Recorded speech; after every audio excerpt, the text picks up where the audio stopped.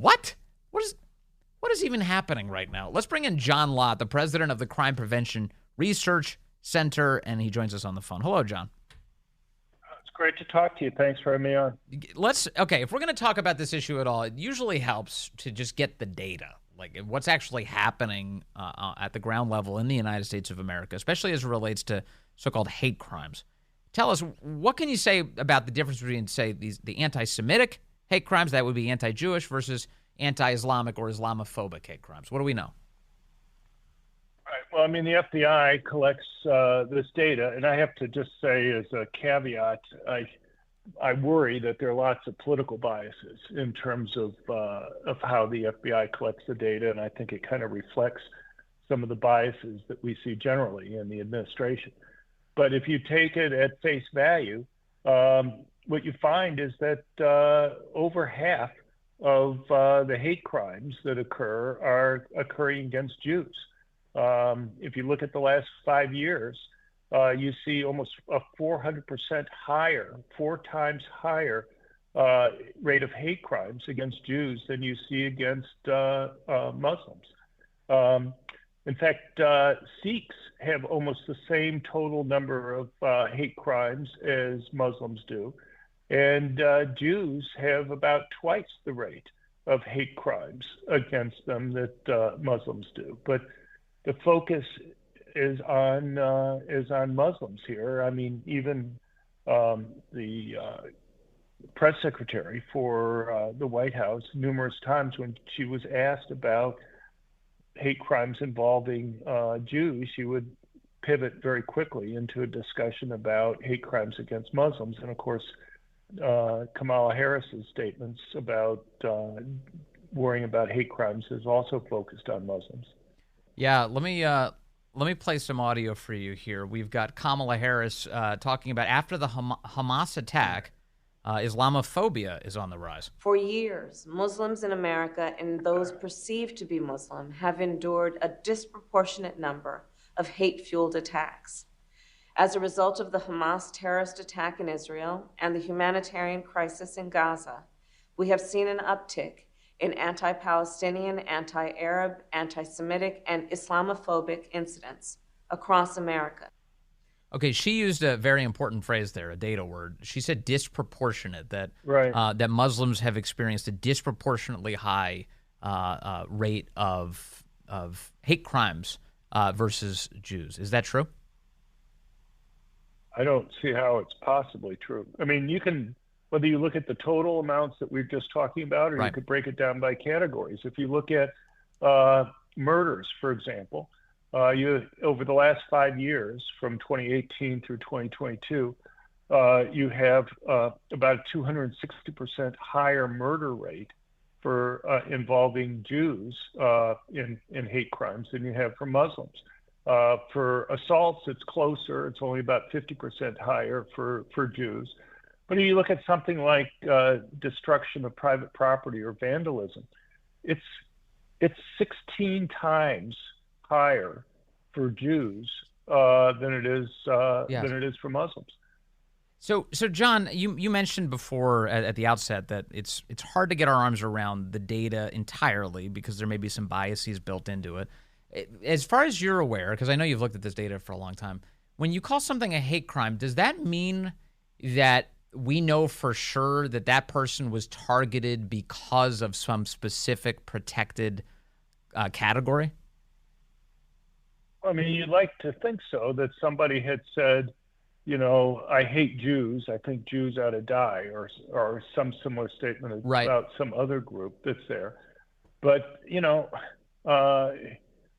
a lot of this stuff is subjective yes. on the part of the Department of Justice. And so, you know, the types of people that you have in there, their political views can color how they do this. And I didn't deal really much when I was working in the Department of Justice directly with the hate crimes data, though I had a tiny bit of interaction with regard to that. Right. But I've seen the political bias in so many other areas right. that it makes me skeptical about a lot of the stuff that the Department of Justice puts out. Definitely. I mean, the data are useful in one way, which is like we're kind of looking at like what's the proportionality of the actual claims here. But then it's also difficult. It's noisy in another way, which is that it's too subjective about how things get included. So, for instance, I know that for instance, assessing like white nationalist violence, the government will lump in cases of domestic violence committed by people who've been associated with white nationalist groups in the past. Well, a domestic violence incident isn't a white nationalist violence incident, is it? I mean, why would you include that data in there? Doesn't that kind of mess it up? Right. Well, I mean, you have people like Ray and others, and Biden surely trying to make it look like these racist mass murders are done by right-wing type people. Yeah. And yet what they want to try to do is anybody who's racist, they want to classify as a right-winger. You go and you look at the stuff, though, a lot of these guys are kooky environmentalists. You look at the Buffalo mass murderer last year. I mean, the New York Times must have like 8 editorials on the dangers of mass murders from the right. And the Buffalo mass murderer has been case number 1 that they put up there time after time after time in their editorials. You'd think they read the guy's manifesto. The guy's manifesto is that he hated minorities because he thought they were having too many children. He was upset at the destruction of the environment. He thought that the world was coming to an end, and it's because people were having too many kids, and primarily minorities were responsible for that. He calls himself a socialist. The guy calls himself a mild-mannered authoritarian leftist.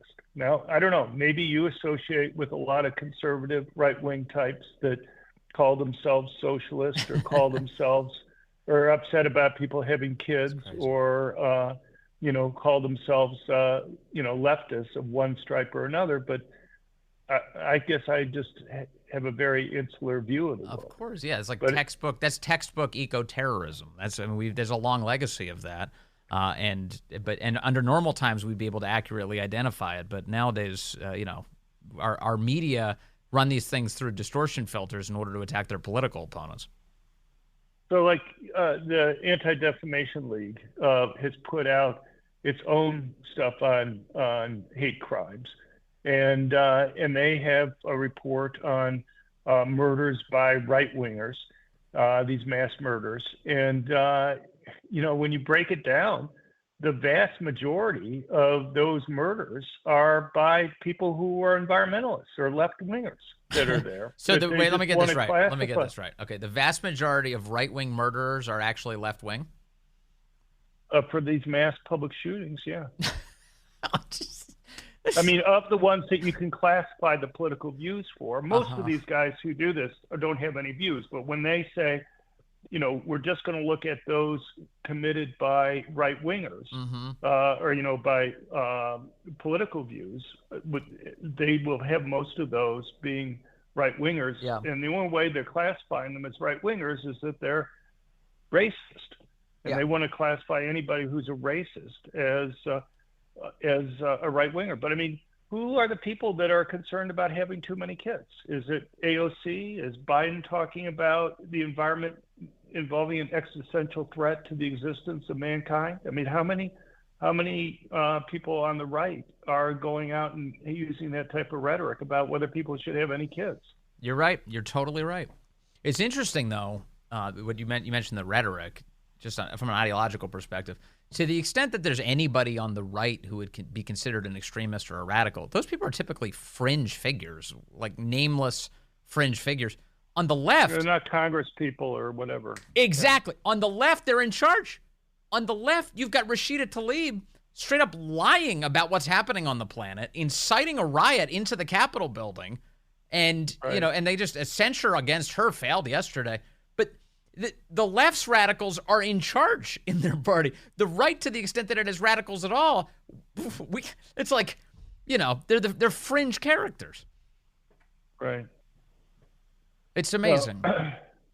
It's amazing. And, it's also, I mean, it's, you don't hear any discussions about hate crimes against Sikhs. Obviously, they make a very small percentage of the population, and yet they have a lot of hate crime directed against them, at least in proportion to Muslims that are there. So I don't know. It's I guess who they think are more politically attractive groups to support. Yeah, I know. And then, the White House this week, when it was asked, why are you launching an Islamophobia task force? Right? What's the concept behind that? They said, well, we previously launched an anti-Semitism task force. We did this, I guess, months ago or something. That was back when they thought they could use an anti-Semitism task force as a cudgel against their political opponents. That was the whole reason they launched it in the first place. Now they don't know what to do with it. Can you imagine? What is the anti-Semitism task force doing this week, do you think? Do you think they're all over that issue? Yeah, I'm sure. Look, I mean, one of the things, there are other problems with the data. And one of the problems is they don't really break down very well who are committing these crimes. Right. And so, you'd like to know for the anti-Jewish hate crimes, who's committing that? Mm-hmm. Who's committing the anti-Muslim hate crimes in terms of the religion of the people who are doing it? I suspect, essentially none of the anti-Muslim hate crimes are being committed by Jews, or essentially none. I haven't looked at that. The data on that's going to be extremely difficult to obtain because the government doesn't collect it. But I suspect a relatively higher percentage of the anti-Jewish hate crimes are done by Muslims. Anyway, it just would be useful and interesting, I think, to break down in that way who is committing the crimes and not just looking at who the victims are. Exactly. And when someone only tells you half the story, they're trying to manipulate you. That's what that's about. John Lott, thank you very much for always digging into the actual data. It really helps the conversation. Thank you, sir. Good to talk to you today.